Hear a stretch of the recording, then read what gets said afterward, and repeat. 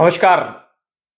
किसान नेताओं ने अब 29 फरवरी तक के लिए दिल्ली चलो मार्च को टालने का ऐलान किया है।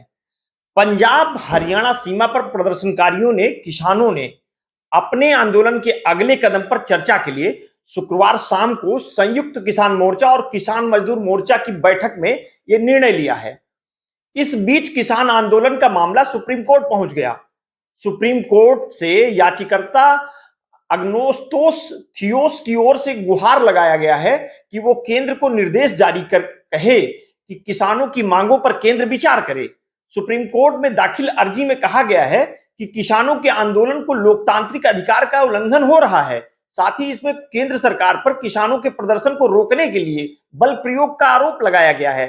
सुप्रीम कोर्ट में दाखिल अर्जी में कहा गया है कि किसान शांतिपूर्ण प्रदर्शन कर रहे हैं और केंद्र और संबंधित राज्य सरकार को निर्देश दिया जाए कि वो किसानों के साथ सही तरीके से पेश आए। केंद्र और राज्य सरकार को निर्देश दिया जाए कि वो लोगों को आवाजाही सही तरीके से होने के लिए जरूरी कदम उठाएं। दिल्ली मार्च के 29 फरवरी तक टाले जाने को किसान नेताओं के फैसले के बाद दिल्ली पुलिस ने शनिवार को सिंधु और टिकरी बॉर्डर को खोल दिया है। केंद्र सरकार न्यूनतम समर्थन मूल्य की गारंटी दे, ये किसानों की मांग है। किसान यही कहते, ये इसमें शामिल करते हैं कि लखीमपुर खीरी मामले में दोषियों को सजा दी जाए, किसानों के खिलाफ मुकदमे वापस लिए जाएं, सरकार किसानों का पूरा कर्ज माफ करे, किसानों को प्रदूषण कानून से बाहर रखा जाए, वृद्ध किसानों और खेतिहर मजदूरों को पेंशन दी जाए, विद्युत संशोधन विधेयक 2020 को रद्द कर दिया जाए। सरकार की ओर से किसानों से बातचीत के लिए कृषि और किसान कल्याण मंत्री अर्जुन मुंडा, वाणिज्य मंत्री पीयूष गोयल और गृह राज्य मंत्री नित्यानंद राय की कमेटी बनाई गई है।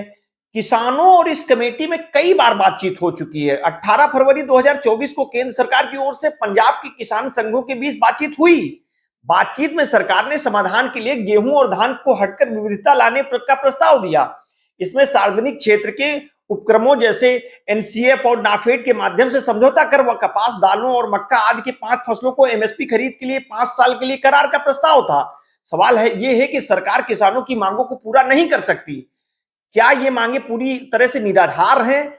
इन सवालों के जवाब में जानना बेहद जरूरी है। इस मामले में राय बटी हुई है। दोनों ओर के लोग अपने अपना तर्क दे रहे हैं। जो लोग किसानों की मांगों का समर्थन कर रहे हैं, उनका कहना है कि किसान लंबे समय से एमएसपी के कानूनी तौर पर लागू करने की मांग कर रहे हैं।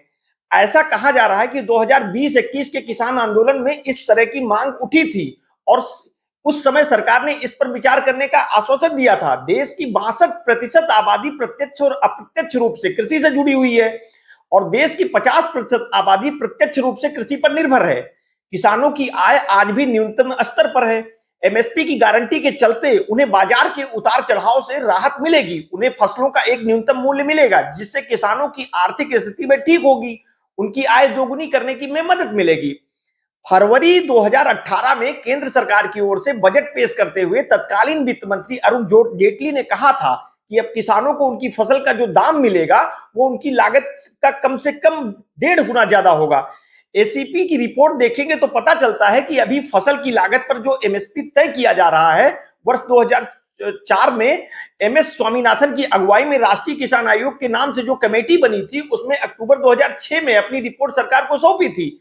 आयोग की रिपोर्ट में किसानों के लिए एमएसपी सुनिश्चित करने की सिफारिश करती है। आयोग की रिपोर्ट में कहा गया था कि किसानों के लिए फसल का औसत खर्च या लागत उससे 50% की वृद्धि करके एमएसपी सुनिश्चित किया जाना चाहिए, लेकिन ये लागू नहीं हुआ। सरकार ये अनाज एमएसपी पर खरीदती है। ये खर्चे को सरकार बखूबी सहती है। अगर सरकार एमएसपी पर अनाज खरीदकर 80 करोड़ लोगों को फ्री राशन दे सकती है तो किसानों से एमएसपी की कानूनी गारंटी क्यों नहीं दे सकती? यहां पर सरकार के ऊपर आर्थिक दबाव का तर्क भी खत्म हो जाता है।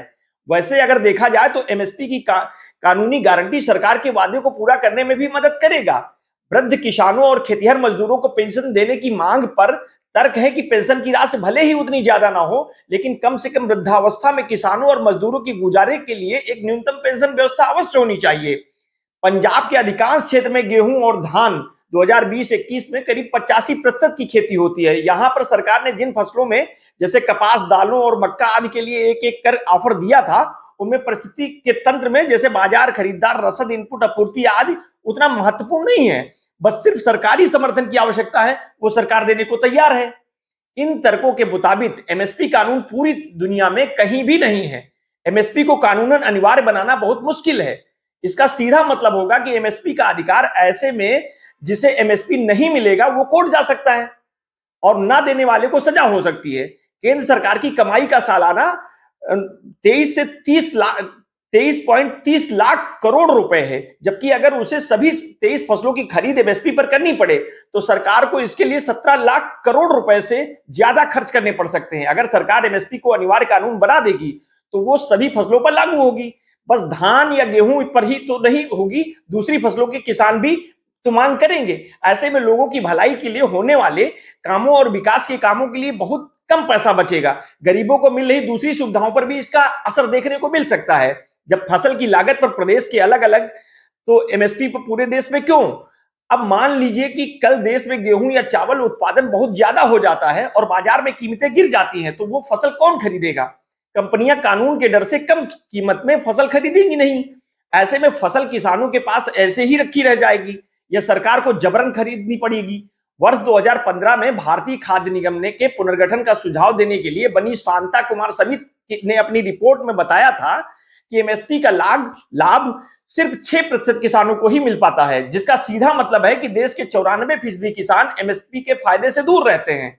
देश में अभी भी जिन फसलों की खरीद एमएसपी पर हो रही है उसके लिए हमेशा एक फेयर एवरेज क्वालिटी तय होता है, मतलब फसल की एक निश्चित गुणवत्ता तय होती है, उसी पर किसान को न्यूनतम समर्थन मूल्य मिलता है। अब कोई फसल गुणवत्ता के मानकों पर खरी नहीं उतरती तो किसान तो क्या होगा, किसान का क्या होगा? अब तो व्यापारी फसल की गुणवत्ता कम होने पर भी खरीद लेते हैं, लेकिन कानून बनने के बाद यह कैसे संभव हो पाएगा? जब फसल की कीमत फिक्स कर दी जाएगी, इसके को लागू करना मुश्किल होगा। हम कृषि में पीछे की ओर जाना चाह रहे हैं, जहां सब कुछ सरकार ही करेगी, फसल पैदा भी कराएगी और उसकी खरीद भी करेगी। व्यापारियों के सामने बड़ी मुश्किल आएगी। पैसा कहां से आएगा? आयात भी बढ़ सकता है। अंतरराष्ट्रीय बाजारों में हमारी उपज की कीमत वैसे ही कम देशों की अपेक्षा ज्यादा है। ऐसे में अगर एमएसपी को अनिवार्य कानून बनाया गया तो व्यापारी आयात करने लगेंगे और सरकार उन्हें रोक भी नहीं पाएगी। सरकार किसानों से सारी फसलें एमएसपी पर खरीदेगी तो इसके बजट के लिए करों में करीब 3 गुना वृद्धि करनी होगी, जिससे देश के करदाताओं पर कर का बोझ बढ़ेगा। सरकार राशन व्यवस्था के लिए धान गेहूं जो सरकारी खरीद करती है उसमें करीब 2 लाख करोड़ रुपए से सब्सिडी का स्तर आता है। सब्सिडी के कारण देश के विश्व व्यापार संगठन के सामने झुकना पड़ता है। हमें उन्हें बताना पड़ता है कि हमारे यहाँ गरीबी है, हमें सब्सिडाइज फूड देना पड़ता है। इसलिए सरकार खाद्य सुरक्षा नीति भी लेकर आई। हमें अपने कृषि बाजार खोल देने चाहिए। अभी भी हम कई उपज पर सब्सिडी देकर उनका निर्यात कर रहे हैं, मतलब पहले हम पैदा करने के लिए सब्सिडी दे रहे हैं, फिर उसका व्यापार करने के लिए सब्सिडी दे रहे हैं। ऐसे में भारत पर डब्ल्यूटीओ का भारी दबाव है। देश लगभग 35 लाख टन दालों का आयात करता है। तिलहन में भी हम आयात पर निर्भर है। ऐसे में जब सरकार अगर प्रोत्साहन देगी तो आयात पर निर्भरता कम होगी। ऐसे में केंद्र की कपास, दालों और मक्का आदि 5 फसलों की एमएसपी खरीद के लिए 5 साल के करार के प्रस्ताव को अस्वीकार करके कृषि संघों ने अपने कुछ समय के हितों के लिए पंजाब के किसानों को दीर्घकालिक हितों के दांव पर लगा दिया है। वो किसानों को गेहूं और धान के ऊपर उठकर कुछ नहीं करने देना चाह रहे हैं। इन यूनियनों की वजह से न केवल किसानों नए बाजारों की संभावनाएं तलाशने में अछूते हैं, बल्कि इनकी इसी जिद के कारण भूजल तनाव भी बढ़ रहा है और किसानों को इनपुट लागत भी ज्यादा आ रही है। अंततः ये कुछ वर्षों में कुछ बेल्टों को धान और गेहूं की खेती के लिए अनुपयुक्त बना सकता है। ऐसे में छोटे और सीमांत किसानों और नुकसान होगा। फिलहाल पंजाब में मक्का 1.5% और कपास 3.2% है और दालें केवल 4% है। इन फसलों की ओर से बढ़े और नए बाजार खरीदारों से मिले, खासकर निजी क्षेत्रों में जिसमें उन्हें अपनी उपज बेचने से अधिक विकल्प मिलते हैं। पंजाब में पानी की परिस्थिति के दृष्टिकोण से भी यहाँ प्रस्ताव पंजाब के लिए आदर्श था। भूजल स्थिति चिंताजनक रूप से कम हो गई है। दिल्ली चलो की अपील करने वाले किसान संगठनों के कहने पर पंजाब के हजारों संख्या में किसान दिल्ली के रास्ते पर हैं, लेकिन ऐसा लगता है कि यूनियनों के भीतर वैचारिक मतभेदों ने किसानों के बीच भ्रम की स्थिति पैदा की है। जगदीश सिंह डल्लेवाल की अगुवाई में भारतीय किसान यूनियन सिंधुपुर और सरवन सिंह पंढेर की अगुवाई में किसान मजदूर संगठन समिति पंजाब की कृषक समुदाय सिर्फ 1/3 का प्रतिनिधित्व करते हैं। इस आंदोलन के नेताओं ने बड़े संगठनों से सलाह लिए बगैर आंदोलन की शुरुआत कर दी। जोगिंदर सिंह उग्राहा के नेतृत्व वाली बीकेयू, एकता उग्राहा और बलजीत सिंह राजेवाल की अध्यक्षता वाले बीकेयू राजेवाल जैसे पंजाब के सबसे बड़े किसान संगठनों ने इस आंदोलन से किनारा कर रखा है। इस पर समीक्षा करने की जरूरत है। इस खबर को लिखा था राहुल महाजन ने और इसे प्रस्तुत रंजीत यादव कर रहे थे। अपने बहुमूल्य समय देने के लिए बहुत बहुत धन्यवाद। साधुवाद। किसानों से संबंधित खबरों के लिए आप हमारे साथ जुड़े रहिए। धन्यवाद।